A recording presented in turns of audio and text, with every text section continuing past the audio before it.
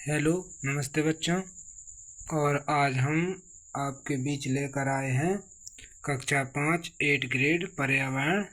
तो देखते हैं कक्षा 5 का अध्याय 5, जैसा कि नाम लिखा है बीज बीज बीज। ठीक है, तो आगे बढ़ते हैं इसमें और चलते हैं प्रश्नों की ओर। तो जैसा कि पहला ही प्रश्न लिखा है, वस्तुनिष्ठ प्रश्न, सही विकल्प चुनकर लिखिए। पहला प्रश्न है, चनों को अंकुरित करने के लिए उन्हें क्या करना पड़ेगा? तो यह बताना है हमें। तो जैसा कि पहला कि कई दिनों तक पानी में डुबोकर रखना चाहिए। विकल्प 2 लिखा है, भिगोकर गीले कपड़े में लपेट कर रखना चाहिए। विकल्प 3 लिखा है, धोकर धूप में रख देना चाहिए। और विकल्प 4 लिखा है, उबाल कर फ्रिज में रख देना चाहिए। तो जैसा कि आप लोग जानते हैं कि चनों को अगर अंकुरित करना है तो हम लोग क्या करेंगे, उन्हें भिगोकर गीले कपड़े में लपेट कर रख देंगे। तो विकल्प नंबर 2 राइट हो जाएगा। तो हम लोग विकल्प नंबर 2 को यहाँ पर लिख देंगे। और जैसा कि इसमें लिखा भी है, जिसे आप देखकर लिख सकते हैं कि भिगोकर गीले कपड़े में लपेट कर रखना चाहिए। प्रश्न बा की ओर चलते हैं। तो जैसा कि लिखा है बा विकल्प कि प्रिया का पौधा मुरझा गया था क्योंकि उस पौधे को क्या नहीं मिला होगा? तो यह बताना है। ए नंबर विकल्प है, पर्याप्त पानी नहीं मिला होगा। 2 नंबर है, पर्याप्त धूप नहीं मिली होगी। और 3 नंबर है, पर्याप्त हवा नहीं मिली होगी। तो आपको पता ही है कि अगर पौधे को हमें आगे बढ़ाना है तो हम क्या करेंगे, उसे पर्याप्त हवा, पानी और धूप देना जरूरी है। तो विकल्प नंबर 4 सही होगा इसका राइट आंसर, कि पर्याप्त हवा, पानी एवं धूप नहीं मिली होगी। जब तक ये तीनों चीज़ें नहीं मिलेंगी तब तक पौधा नहीं बढ़ सकता। तो इसको हम लोग 4 नंबर में लिखा है हमने, पर्याप्त हवा, पानी एवं धूप नहीं मिली। ठीक है, और आगे चलते हैं प्रश्न सा की ओर। तो लिखा है विकल्प सा, इनमें से शिकारी पौधा है। तो शिकारी पौधा जो कीटों को एवं कीड़ों मकोड़ों को खा जाता है, ऐसा कौन सा पौधा है? तो 1 नंबर है कैक्टस, 2 नंबर विकल्प है निफेंथिस, 3 नंबर विकल्प है एलोवेरा और 4 नंबर विकल्प है लीची। तो आप जैसा कि जानते हैं कि आपने पाठ में पढ़ा होगा कि जो निफेंथिस पौधा होता है वह कीड़े मकोड़ों को खा जाता है, तो इसे शिकारी पौधा भी कहा जाता है। यह भारत में मेघालय राज्य में और ऑस्ट्रेलिया देश में पाया जाता है अधिकांशतः। आगे चलते हैं प्रश्न क्रमांक दा की ओर। दा जैसा कि लिखा है कि बीजों के बिखराव के लिए कौन सहायक नहीं है? यहाँ नहीं बताना है, इस पर फोकस करना है कि नहीं बताना है कौन बीजों को नहीं फैलाता। तो 1 नंबर विकल्प है पानी, 2 नंबर विकल्प है मिट्टी और 3 नंबर विकल्प है हवा, 4 नंबर विकल्प है मानव व जानवर। तो इसका राइट आंसर क्या होगा? तो इसका राइट आंसर होगा विकल्प नंबर बी, मिट्टी। मिट्टी जो है वो बीजों को नहीं फैलाती, बल्कि मिट्टी तो उगाती है। बीजों को देखो पानी बहकर फैलाते हैं, बहाकर ले जाते हैं, हवा उड़ाकर ले जाती है बीजों को, मानव कुछ फल खाए और इधर उधर फेंक दिए, जानवर भी इसी प्रकार कुछ खाकर बीजों को इधर उधर फेंक देते हैं। तो इन सभी से बीजों का बिखराव होता है, लेकिन मिट्टी से बीजों का बिखराव नहीं होता। तो इसका राइट आंसर 2 नंबर विकल्प मिट्टी हो जाएगा। आगे चलते हैं और इसमें लिखा है खाली स्थान। तो जैसा कि लिखा है रिक्त स्थान भरिए। पहला विकल्प है भिंडी खाली स्थान से हमारे देश में आई है। तो भिंडी कहाँ से आई है? तो भिंडी अफ्रीका से आई है। आपकी पाठ्य पुस्तक में एक कविता है, कौन कहाँ से आए जी, ये पढ़ना तो आपको पता चल जाएगा कि भिंडी कहाँ से आई है। तो अफ्रीका से आई है। 2 नंबर विकल्प है बीजों के अंकुरण के लिए खाली स्थान आवश्यक घटक हैं। तो आप जानते हैं कि ऊपर पढ़ाए हैं, तो बीजों के अंकुरण के लिए हवा और पानी आवश्यक घटक है, तो हम एक में हवा और एक में पानी भर देंगे। 3 नंबर खाली स्थान है, शिकारी पौधों का भोजन खाली स्थान होते हैं। तो शिकारी पौधे क्या खाते हैं? कीड़े मकोड़े खाते हैं, तो हम लोग इसको कीड़े मकोड़े भर देंगे इसमें, ठीक है, कीड़े मकोड़े। 4 नंबर खाली स्थान, उड़ने वाले बीज स्वयं खाली स्थान और खाली स्थान होते हैं। तो उड़ने वाले बीज हल्के और पंखदार होते हैं। क्या होता है कि बीच बीच में होता है और अगल बगल में उसमें रुआ लगे रहते हैं, पतले पतले, जिसके कारण वह बीज को साथ में उड़ा ले जाते हैं, ठीक है। तो जैसा कि आपने कपास देखा होगा, तो उसके बीज उसी पाला के या कपास के भीतर रहते हैं जो उड़ सकते हैं, ठीक है। तो उड़ने वाले बीज जो होते हैं वो हल्के और पंखदार होते हैं। आगे इन सभी को आप भर लीजिए। पहले में अफ्रीका, दूसरे में हवा और पानी, और 3 में भरेगा कीड़े मकोड़े, और 4 में हल्के और पंखदार। 5 नंबर विकल्प देखते हैं अब हम, वो 5 नंबर खाली स्थान देखते हैं। तो इसको देखिए आप लोग, लिखा है पौधों के बीज स्वयं खाली स्थान और खाली स्थान के माध्यम से दूर दूर तक पहुंच जाते हैं। तो किसके माध्यम से? हवा के माध्यम से और पानी के माध्यम से। जो बीज हैं वो हवा में उड़कर और पानी में बहकर दूर दूर तक पहुंच जाते हैं। आगे चलते हैं अति लघु उत्तरीय प्रश्नों की ओर। तो जैसा कि प्रश्न लिखा है कि कौन कौन से खेल आप बीजों से खेल सकते हैं। तो कौन कौन से खेल खेल सकते हैं? तो हमारे जो यहाँ आसपास खेले जाते हैं उन्हीं के नाम हमने लिखे हैं। जैसा कि चंगा अष्टा, जो चंगा पगुआ कहलाता है वो, उसको हम लोग चंगाष्टा बोलते हैं। तो इसको चंगाष्टा खेलते हैं। ऊना पूरा, ठीक है, जब सम मुट्ठी बांधते हैं और मतलब सम बीज आते हैं तो उसे कहते हैं कि पूरा, और अगर विषम बीज आते हैं तो उसे ऊना कहते हैं। तो इससे भी खेलते हैं। और नक्की दुआ जो किंचों से खेलते हैं वो बीजों से भी खेलते हैं कोई कोई। और कुइया पार, जैसे कि ये कुइया खोद ली उसमें पारते हैं फिर निशाना लगाते हैं। तो ये कुइया पार खेल हम बीजों से खेल सकते हैं। तो इस प्रकार के खेल हमने बीजों से खेल सकते हैं। तो हम इसका उत्तर यह लिख देंगे कि चंगाष्टा, ऊनापूरा, नक्की दुआ और कुइया पार खेल हम बीजों से खेल सकते हैं। आगे प्रश्न क्रमांक 3 लिखा है बिना बीज के उगने वाले किसी एक पौधे का नाम लिखो। तो बिना बीज के उगने वाले पौधे, जैसे कि पहला केला हो गया और दूसरा अमरबेल। तो एक लिखना है तो मुख्य रूप से केला ही लिखना आप लोग, लेकिन अगर 2 कहे तो एक अमरबेल भी बिना बीज के होती है। तो हमने 2 लिख दिए ताकि आपको अच्छे से याद रहे। आगे चलते हैं प्रश्न क्रमांक 4 की ओर। तो प्रश्न क्रमांक 4 लिखा है हवा में उड़कर बिखरने वाले बीज कैसे होते हैं। तो उत्तर होगा कि हवा में उड़कर बिखरने वाले बीज वजन में हल्के होते हैं। तो हवा में उड़कर बिखरने वाले बीज हवा में हल्के होते हैं, तभी तो वो उड़ जाते हैं, ठीक है। मतलब वजन में हल्के होते हैं, मतलब कम वजन के होते हैं। आगे चलते हैं प्रश्न क्रमांक 5 की ओर, जो कि लघु उत्तरीय प्रश्न है। तो लिखा है प्रिया और मनोज के शिक्षक ने उन्हें चनों को अंकुरित करके लाने के लिए कहा। प्रिया के बीज अंकुरित हो गए परंतु मनोज के नहीं। प्रिया ने मनोज को बीज के अंकुरण के बारे में क्या सलाह दी होगी। तो जैसा कि यह एक प्रैक्टिकल प्रश्न है कि हमें बीजों को अंकुरण करना है तो हम क्या करेंगे। तो प्रिया ने क्या कहा होगा। तो लिखा है प्रिया ने मनोज को चनों को गीला करके गीले कपड़े में लपेटकर रखने की सलाह दी होगी। प्रिया ने क्या कहा होगा मनोज को कि चनों को पहले गीला कर लें और फिर गीले ही कपड़े में लपेटकर रख दें, जिससे चने अंकुरित हो जाएंगे। तो आपके प्रश्न क्रमांक 5 का जवाब यह हो जाएगा। आप इसे लिख लीजिए। आगे चलते हैं प्रश्न क्रमांक 6 की ओर।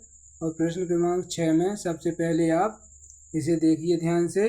तो ये निफेंथस का पौधा है, जो ये देखो थोड़ी, इसे घटपर्णी भी कहते हैं। इसमें एक घड़े की तरह ये इसके पत्ते हो जाते हैं और यहाँ पर क्या होता है कि अच्छी सुगंध निकलती है, जिससे कीड़े क्या होते हैं, आते हैं और यहाँ पर बैठ जाते हैं। जैसे यहाँ पर बैठते हैं तो यहाँ चिकना होता है और यह इसमें कीड़े मकोड़े इसके अंदर खिसक जाते हैं और ये ढक्कन ऊपर से बंद हो जाता है और कीड़े मकोड़े वहीं पर मर जाते हैं और उसी को मतलब उसी से नाइट्रोजन की पूर्ति ये पौधे कर लेते हैं।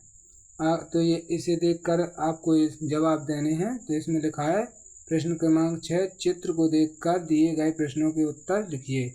तो पहला प्रश्न लिखा है, यह चित्र किस पौधे का है? तो उत्तर है यह चित्र निफेंथिस का है। निफेंथिस जो हमने पढ़ा था अभी, तो ये निफेंथिस का पौधा है, ठीक है, जो कीड़े मकोड़ों को खाता है। इसे शिकारी पौधा भी कहा जाता है। आगे प्रश्न क्रमांक 2 है, ये पौधे अपना भोजन किस प्रकार करते हैं? तो उत्तर है ये पौधे अपना भोजन कीड़ों का शिकार करके प्राप्त करते हैं। यह पौधे हैं जो यह अपना भोजन कीड़ों का शिकार करके प्राप्त करते हैं, मतलब कीड़ों का शिकार करके खा जाते हैं। आगे चलते हैं तो आप लोग देख पा रहे होंगे कि प्रश्न क्रमांक 7 है और इसमें बताना है कि कौन सी सब्जियां कहां से आई हैं। तो लिखा है, बॉक्स में दी गई सब्जियों को उनके किस देश से आया के आधार पर वर्गीकृत कीजिए। वर्गीकृत मतलब विभाजन कीजिए। तो ये सब्जियां लिखी हैं, हमने इनमें नंबर डाल रखे हैं कि 2 नंबर यानी दक्षिण अफ्रीका से, 1 नंबर यानी भारत से, ये 1 नंबर पे लिखा है, ये 2 नंबर पे लिखा है, ये 3 यूरोप 3 पे लिखा है और अफ्रीका 4 पे लिखा है। तो हमने इसी प्रकार ऊपर सब्जियों में भी 1 2 3 नंबर डाल रखे हैं। तो आप देखेंगे कि इसमें से भारत में चाय मतलब असम से आई है, बैगन, मूली, सेम और करेला ये सभी कहाँ के हैं, भारत के ही हैं। और जो दक्षिण अफ्रीका के सब्जी हैं या फल हैं तो मिर्ची, आलू, मूंगफली और अमरूद ये बीज कहाँ से आए हैं, दक्षिण अमेरिका से आए हैं। और यह यूरोप से गोभी और मटर आई है हमारे देश में। और अफ्रीका से क्या आया है हमारे देश में, भिंडी और कॉफ़ी। तो इसको हम लोग आसानी से लिख लेंगे और हमने यहाँ पर नंबर भी डाल दिया कि आप बैगन 1 नंबर, मूली 1 नंबर और सेम 1 नंबर, करेला 1 नंबर तो यहाँ पर लिख दिए और यहाँ पर चाय में भी 1 नंबर। 2 नंबर में आलू, मिर्ची लिखा है और आपके सामने यहाँ पर भी अमरूद, तो इनको 2 नंबर में लिख देंगे, ठीक है, दक्षिण अमेरिका में, ठीक है। और इसको आप और बेहतर तरीके से जानना चाहते हैं तो आप लोग उस कविता को पढ़ना कि कौन कहाँ से आए जी, उसमें आपको सभी मिल जाएंगे, ठीक है। आगे चलते हैं प्रश्न क्रमांक 5 की ओर। तो प्रश्न क्रमांक 5 लिखा, सोचिए और लिखिए। पहला है, मसालों के रूप में उपयोग होने वाले बीज। मसालों के रूप में कौन कौन से बीज उपयोग होते हैं? तो आप जानते हैं कि जीरा और मेथी मसालों के रूप में उपयोग होते हैं। तो जीरे डलते हैं सब्जी में और मेथी भी डलती है। दूसरा है हल्के बीज। हल्के बीज कौन कौन से हैं? कपास, जो उड़ जाएं, हल्के ऐसे बीज जो हवा में उड़ जाएं, तो कपास और पलास। पलास को अपनी बुंदेली भाषा में छेवला भी बोलते हैं, ठीक है, तो इसको पलास को ही छेवला बोलते हैं। आगे है 3 नंबर, अंकुरित कर खाए जाने वाले बीज। तो अंकुरित मतलब किसको फुलाकर और अंकुरण करके खाया जाता है। तो चने को आपने देखा होगा और सोयाबीन को, इनको फुलाकर खाते हैं, तो ये अंकुरित करके खाए जाते हैं। तो आप इस प्रकार इनके जवाब लिख लीजिए कि मसालों के रूप में जीरा, मेथी, हल्के बीज कपास और पलास, और अंकुरित कर खाए जाने वाले चना और सोयाबीन। अब आगे चलते हैं। तो आगे आपके सामने प्रश्न क्रमांक 9 है जो कि दीर्घोत्तरीय है और लिखा है कि आपने गमले में एक बीज लगाया, उसके उगने की प्रक्रिया का अवलोकन कर अंकुरण के क्रमबद्ध चरणों को दर्शाता हुआ नामांकित चित्र बनाइए। तो आप जैसा कि जानते हैं कि जब भी हम एक गमले में पौधा लगाएंगे तो पहले मिट्टी, ठीक है, एक गमला लिया, ये गमला हो गया, इसमें मिट्टी भरी और फिर उसमें एक बीज को दबा दिया, फिर ऊपर से दिया हमने पानी, यहाँ से पानी दिए, फिर पानी देंगे तो ये इस प्रकार अंकुरण होगा। जब अंकुरण हो जाएगा फिर उसमें पत्ते होंगे तो हम लोगों ने इस प्रकार इसका पौधा बना दिया कि जड़ और पौधा, ठीक है, और इसके ये पत्ते हैं, जैसे यहाँ पर आप लोग पत्ते भी लिख सकते हैं, ठीक है, और इसको फूल भी दर्शा सकते हैं कि ये फूल है, ठीक है। तो आप इस प्रकार इसको पूरा नामांकित चित्र बना सकते हैं। इसमें रंग भी भर सकते हैं आप चाहें तो। और चलते हैं प्रश्न क्रमांक 2 की ओर। ये प्रश्न क्रमांक 1 हो गया और इसी से संबंधित प्रश्न क्रमांक 2 है कि बीज के अंकुरण के लिए आवश्यक घटक कौन कौन से हैं, मतलब बीज कब अंकुरित होता है उसके लिए हमें किस किस घटक की आवश्यकता होगी या किस किस चीज़ की आवश्यकता होगी। तो उत्तर है पर्याप्त हवा, पानी, धूप और खाद बीज अंकुरण के लिए आवश्यक है। तो मतलब कि हमें बीज अंकुरण के लिए पर्याप्त हवा हो चाहिए, पानी चाहिए, धूप चाहिए और खाद भी चाहिए, ताकि जमीन में खाद होगा तो बीज अंकुरित अच्छे से होगा। तो मुख्य रूप से ये हैं तीनों के हवा, पानी और धूप, ठीक है। खाद को मिल जाए तो और अच्छे से अंकुरण होता है, के लिए आवश्यक घटक हैं, ठीक है। खाद से बीज को पोषण तत्व मिल जाते हैं। अब चलते हैं प्रश्न क्रमांक 10 की ओर। तो प्रश्न क्रमांक 10 लिखा है मोना ने 2 गमले लिए। गमला ए में उसने साबुत दाल के बीज बोए, मतलब साबुत मतलब सेंगे, सही, ठीक है। और गमला बी में दली हुई दाल, मतलब जो दाल होती है उसको दल लिया, दल कर दो हिस्सों में तोड़ लिया। दली हुई दाल बोई। उसने दोनों गमलों में समान रूप से पानी व खाद दी। उसके एक गमले में अंकुरण हुआ परंतु दूसरे गमले में अंकुरण नहीं हुआ। तो यह तो आप लोग बेहतर तरीके से जानते हैं, किसान हैं जो कि जब कोई भी फसल बोई जाती है तो उसको साबुत बोया जाता है, मतलब कि सेंगे सेंगे बोए जाते हैं, और जो दली हुई है वो कभी उगती नहीं है, मतलब अंकुरण नहीं लेती है। तो जो जिसको दल लिया जाता है तो वो तो दाल ही बन गई। चलें फिर भी इसको देखते हैं प्रश्न को। प्रश्न क्रमांक ए, किस गमले में अंकुरण हुआ होगा और क्यों? तो उत्तर है गमला ए में अंकुरण हुआ होगा क्योंकि इसमें साबुत बीज बोए गए हैं जो अंकुरण के लायक हैं, ठीक है। तो जो गमला ए है उसमें साबुत यानी पूरा हिस्सा बोया गया है, तो इसमें अंकुरण होगा क्योंकि ये अंकुरण के लायक हैं। और प्रश्न क्रमांक 2 है किस गमले में अंकुरण नहीं हुआ होगा और क्यों? तो गमला बी में दली हुई दाल बोने के कारण अंकुरण नहीं होगा, मतलब कि गमला बी में जो दाल थी उसको दल लिया था, मतलब टूटी हुई दाल बोई गई थी, इसलिए उसमें अंकुरण नहीं होगा क्योंकि दाल अंकुरण के लायक नहीं होती। जो दाल होती है वह अंकुरण के लायक नहीं होती बल्कि पूरे बीज बोए जाते हैं। आगे आपके सामने एक प्रोजेक्ट कार्य है, तो इसमें अपने रसोई घर में 10 अलग अलग प्रकार के बीज सीट पर गोंद या सेलोपेट की सहायता से चिपकाइए और दिए गए बिंदुओं के आधार पर बीजों के बारे में बताइए। तो यह प्रोजेक्ट वर्क है जो करके ही देखना था, फिर भी हमने लिख दिया है यहाँ पर। जैसा कि यहाँ पर बीज बनाने हैं हमको, यहाँ पर उनके नाम लिखने हैं बीज के, यहाँ उनका रंग लिखना है किस रंग का है, यहाँ आकार, यहाँ ऊपरी सतह चिकनी है कि खुरदरी, और यहाँ उपयोग किस रूप में हम लोग उपयोग करते हैं। तो जैसा कि पहला लिखा है कि मसूर की दाल लाल रंग की होती है, आकार गोल होता है, सतह चिकनी होती है और दाल के रूप में हम उपयोग करते हैं, मसूर की दाल खाई जाती है। आगे हमने बीज बनाए हैं तो काली मिर्च का रंग काला कैसी होती है, गोल होती है, सतह कैसी होती है, खुरदरी होती है और मसाले के रूप में उपयोग की जाती है। दूसरा चित्र बनाया मूंग का, तो मूंग कैसी होती है, रंग में हरी, गोल होती है आकार में और ऊपरी सतह चिकनी होती है और दाल के रूप में हम उसको उपयोग में लेते हैं। आगे मूंग के बाद देखेंगे हम लोग, तो लिखा उड़द या उड़दा, तो रंग काला, गोल होती है, सतह खुरदरी होती है और दाल के रूप में उपयोग करते हैं। आगे जीरे के ये चित्र ऐसे बने हैं, तो जीरे का रंग होता है भूरा सा और लंबे होते हैं, खुरदरी सतह होती है और मसाले के रूप में उपयोग करते हैं। आगे मेथी है, तो मेथी का रंग पीला होता है, हल्की गोल होती है और सतह खुरदरी होती है और मसाले के रूप में उपयोग करते हैं। फिर अजवाइन, तो अजवाइन का रंग भूरा सा होता है, लंबी होती है, सतह खुरदरी होती है, मसाले के रूप में उपयोग करते हैं। 7 नंबर है सौंफ। सौंफ का रंग हरा होता है और लंबी होती है, खुरदरी होती है, मसाले के रूप में हम इसे उपयोग करते हैं। आगे चलते हैं। सौंफ के बाद आ गई हमारे सामने मूंगफली।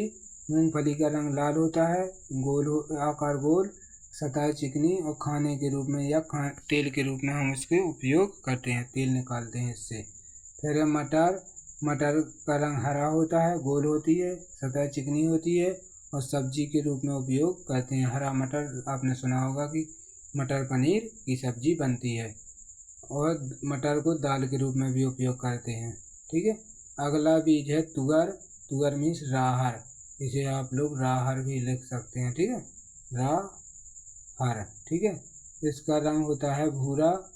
इसको हटा देते हैं, यहाँ से साफ कर देते हैं। तो रंग भूरा और आकार गोल, चिकनी सतह और दाल के रूप में तुअर को उपयोग करते हैं। तो इस प्रकार आपके ये सभी प्रोजेक्ट वर्क पूरे हो गए और आप इसे आसानी से लिख भी सकते हैं।